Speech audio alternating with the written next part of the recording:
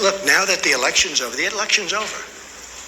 Now everybody is in love. But then I see the hostility of questions in the room. I come in here as a nice person wanting to answer questions, and I have people jumping out of their seats screaming questions at me.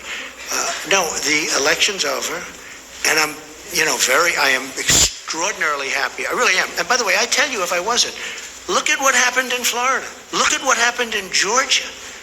Look at what happened in so many locations with governorships. Nobody talks about the governorships. Look at the amount of work that was given to these other candidates against my candidate. And, I'm extraordinarily happy. And if I wasn't, I'd let you know. There's nothing wrong. Look, you look at midterms and you look at elections generally, you see it's very rare that a party who has the presidency does well. We did unbelievably well to win Florida, both the Senate and the governorship, against two very talented people. I'll tell you what, we did incredibly. To win Georgia when you had some of the biggest stars in the world campaigning endlessly, including President Obama. I tell you what, this was a great victory for us. And again, from a deal-making standpoint, we are all much better off the way it turned out. Because I really believe if the Democrats want to, we can do a tremendous amount of great legislation. Yeah.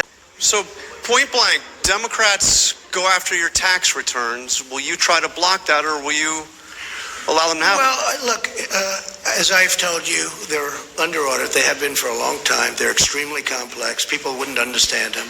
They're done by among the biggest and best law firms in the country. Same thing with the accounting firms. The accountants are a very, very large, powerful firm from the standpoint of respect. They're highly respected. Big firm. A great law firm, you know it very well. They do these things. They put them in. But people don't understand tax returns. Now, I did do a filing of over 100 pages, I believe, which is in the offices. And when people went and saw that filing and they saw the magnitude of it, they were very disappointed. And they saw the detail. You'd get far more from that. And I guess we filed that now 3 times. But you get far more from that than you could ever get from a tax return. But when you're under audit, and I'm on a very continuous audit because there are so many companies, and it is a very big company, far bigger than you would even understand. But it's a great company, but it's big, and it's complex, and it's probably feet high.